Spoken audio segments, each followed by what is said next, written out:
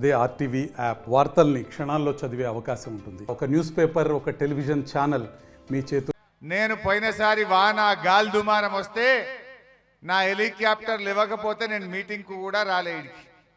నేను మీటింగ్కు రాకపోయినా, మిమ్మల్ని నేను కలవకపోయినా ఎంతో ప్రేమతో నన్ను మీరు ఆశీర్వదించి నన్ను గెలిపించినందుకు మరొకసారి నేను శిరస్సు వంచి నమస్కారం తెలియజేస్తా ఉన్నా. ఆ రోజు నేను రాలేకపోయినా అని తెల్లారి నా భార్యను తోలినా. మీ అందరినీ కలిసి దండం పెట్టి కలిసి రమ్మని తోలిచ్చిన. అయినా మీరు ఎంతో ప్రేమగా ఆదరించారు. నా జన్మల మిమ్మల్ని మర్చిపోను, నా జీవితాంతం మీకు సేవ చేస్తా అని చెప్పి మనవి చేస్తా ఉన్నా. ఈ ఎలక్షను ఏదో ఓట్ల కోసం జరిగే యుద్ధం కాదు. ఈ ఎన్నిక సీట్ల కోసం జరిగే యుద్ధం కాదు. ఈ ఎన్నిక అధికారం కోసం జరిగే యుద్ధం కాదు. ఈ ఎన్నిక తెలంగాణ భవిష్యత్తు కోసం జరిగే యుద్ధం. మన పిల్లల భవిష్యత్తు, మన భవిష్యత్తును నిర్ణయించేటువంటి ఎన్నిక గనక 22 ఏండ్ల కింద 2002 సంవత్సరంలో మాచాపూర్లో, సలంద్రిలో, చిన్నకోడూరులో, మెట్టుపల్లిలో వేల కొద్ది స్ప్రింక్లర్ సెట్లను తెచ్చి ఆ స్ప్రింక్లర్ సెట్లను చిన్న కోడూరుకు పరిచయం చేసిందే ఆనాటి ఈ వెంకట్రామరెడ్డి. అటువంటి అభ్యర్థిని మనం గెలిపించుకుంటే మన కష్ట సుఖాల్లో, మన పనుల్లో, మన అభివృద్ధిలో ఇంకా మంచి జరుగుతుంది. కనుక దయచేసి మీరందరూ కూడా వెంకట్రామరెడ్డి గారిని గెలిపించుకుంటే మనకు మంచి భవిష్యత్తు ఉంటుందని చెప్పి నేను మనకు చేస్తా ఉన్నా. అయితే తిట్లు లేకపోతే దేవుని మీద ఓట్లు, ఇది తప్ప రేవంత్ రెడ్డి అని మాట్లాడుతుండా? అయితే తిట్లు లేకపోతే దేవుని మీద ఓట్లు. మళ్ళీ ఇయాలో కొత్త డ్రామా లేపిండు. ఏంది? పోయిన అసెంబ్లీ ఎన్నికల్లో ఈ కాంగ్రెస్ వాళ్ళు 6 గ్యారంటీలు అమలు చేస్తామని బాండ్ పేపర్ల మీద రాసిచ్చారు. బాండ్ పేపర్ల మీద రాసిచ్చి 100 రోజుల్లో ఇవన్నీ చేస్తాము అని నమ్మించిండ్రు. చేతులల్లో పట్టుకున్నారు, కాళ్ళల్లో మొక్కిర్రు.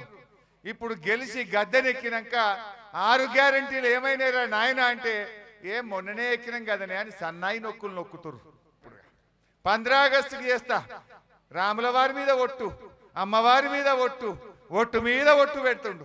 మరి అప్పుడేమో నమ్మబలికివి, మరి నీ శిక్ష ఇయ్యాలనా వద్దా?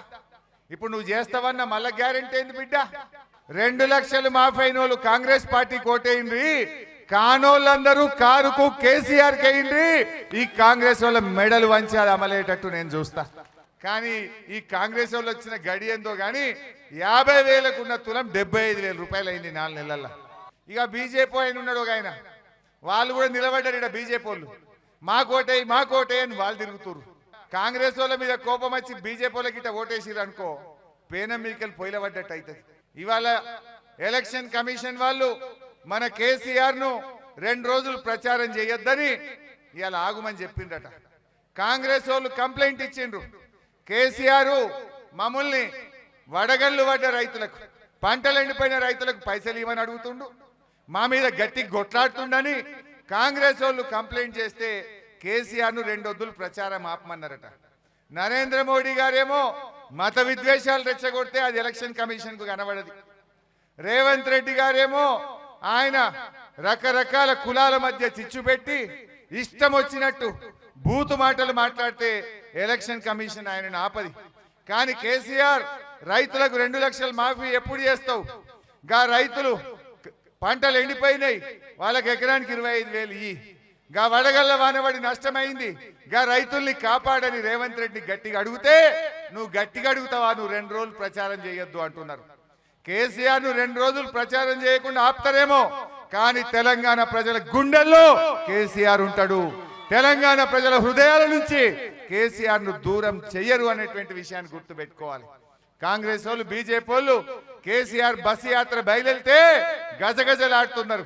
భయపడి ఇలా కేసీఆర్ ప్రచారాన్ని ఆపాలని కుట్రలు చేస్తా ఉన్నారు. కానీ ఒకటే ఆలోచించండి అక్క చెల్లెల్లారా, అన్నదమ్ముల్లారా, ఏనాటికైనా కేసీఆర్ కు మీ మీద ప్రేమ ఉంటది, కానీ ఈ కాంగ్రెస్ అనుకో బీజేపీ అనుకో ఉంటుందా చెల్లె? ఏం మాట్లాడుతుండ్రు రేవంత్ రెడ్డి? కేసీఆర్ రుణమాఫీ ఎప్పుడు చేస్తామని అడిగితే, వడ్లకు బోనస్ ఎందుకు ఇస్తలేవంటే, అక్క చెల్లెలకు 2,500 ఎందుకు ఇస్తలేవంటే, అవ్వ తాతలకు 4,000 ఎప్పుడు ఇస్తావంటే, ఆయన కేసీఆర్ ను పట్టుకొని అంటాడు నీ చెడ్డి ఉడవీక్తా అని చెప్పి మాట్లాడుతుండ్రు రేవంత్ రెడ్డి. గా తెలంగాణ తెచ్చిన పెద్ద మనిషిని గా కేసీఆర్ని పట్టుకొని రేవంత్ రెడ్డి అట్లా మాట్లాడొచ్చు నా చెల్లె? అది ఒక ముఖ్యమంత్రి మాట్లాడే మాటనా? అంటే కేసీఆర్ని అంటే మన అందరిని అన్నట్టు కాదా? ఇది మన సిద్దిపేట గౌరవం తీసినట్టు కాదా? మన మన ఆత్మ గౌరవాన్ని ఇలా రేవంత్ రెడ్డి దెబ్బ తీస్తలేడా? సిద్దిపేట కేసీఆర్ లేకపోతే సిద్దిపేట, సిద్దిపేట లేకపోతే కేసీఆర్ ఉంటుందా చెల్లె?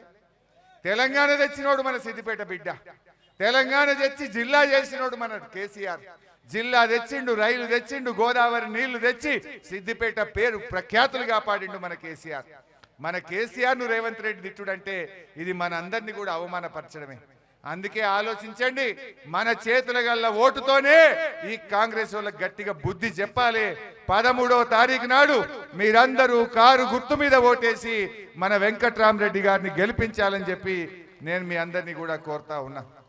మరిన్ని వీడియోస్ కోసం ఛానల్ ని సబ్స్క్రైబ్ చేయండి, లేటెస్ట్ అప్డేట్స్ కోసం వాట్సాప్ ఛానల్ ని ఫాలో చేయండి అండ్ లింక్ డిస్క్రిప్షన్ లో ఉంది.